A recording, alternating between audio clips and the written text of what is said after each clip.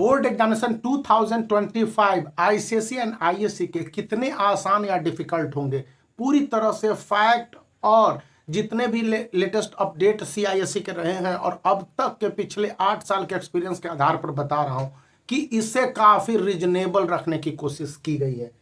Question का answer number 1, आप official sample paper में आईसीएसई का लेता हूं तो किसी भी सब्जेक्ट का यदि आप उठा लेते हैं तो एक बार में देखेंगे कि इसे काफी हद तक रीजनेबल रखने की कोशिश की गई है। करीब 20 ऑब्जेक्टिव टाइप क्वेश्चंस है या तो,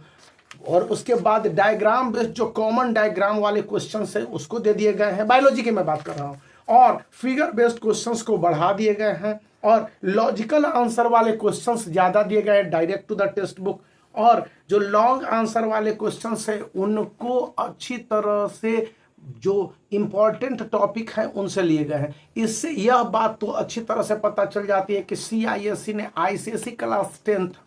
और आईएससी क्लास 12th के लिए मैं नेक्स्ट वीडियो में बताऊंगा कि पूरी तरह से आसान एग्जामिनेशन की व्यवस्था करने की ठानी है। सेकेंड बात मैं हाफ ईयरली एग्जामिनेशन से ले लेता हूं कि हाफ ईयरली एग्जामिनेशन को जो बातें बताई गई हैं उसके मुताबिक है कि ये एग्जामिनेशन अच्छी तरह से सीआईएससी के ऑफिशियल सैंपल पेपर के पैटर्न पर होनी चाहिए, किसी तरह के अंतर नहीं, कोई लापरवाही नहीं। अगर कोई स्कूल इन सैंपल पेपर में चेंजेज लाता है तो उसका प्रायर इंफॉर्मेशन सीआईएससी को और क्वेश्चंस के साथ आंसर और जिस तरह से उसने चेंजेज लाए हैं उसके रीजन और किस तरह से वे जो चेंजेज लाए गए हैं स्कूल के स्टूडेंट के लिए बोर्ड एग्जामिनी के लिए बेहतर होंगे, बोर्ड एग्जामिनेशन के लिहाज से मतलब उनको ध्यान में रखते हुए यह क्लियर करने होंगे, अन्यथा उन चेंजेज को रिजेक्ट करने के बाद आपको दोबारा एग्जामिनेशन लेने पड़ेंगे। ये बात सीआईएससी ने अपने सभी स्टेक होल्डर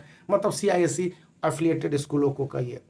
थर्ड कि सीआईएससी ने ऑनलाइन और ऑफलाइन स्टडी मटेरियल प्रोवाइड करने की बात करता है। ऑनलाइन जिस तरह से उसने अपने वेबसाइट के अलावा पुराने वेबसाइट के जितने भी डेटाज हैं, डेटा बैंक हैं, इसको डिजिटल मीडिया के माध्यम से जितने भी सोशल मीडिया हैं उसके तरह से स्टूडेंट तक पहुंचाने की बात करता है और जितने भी कॉमन फैक्ट्स फिगर्स हैं उसको इंक्लूड करने की बात करता है। मतलब साफ है कि स्टूडेंट जो आईसीएसई एंड आईएससी के हैं यदि अवेयर हैं और स्कूल प्रोवाइड करता है लिंक व्हाट्सएप पर या ऑफिशियल ऐप पर या फिर इस चैनल के माध्यम से भी आपको करीब 15 सितंबर के बाद यदि अवेलेबल हम लोग को मिल जाता है, क्योंकि अभी एग्जामिनेशन चलेगा तो हेक्टिक शेड्यूल में पता नहीं चलेगा, तो उसके बाद आपको प्रोवाइड किया जाएगा if possible. I do not confirm right now क्योंकि I have don't access to those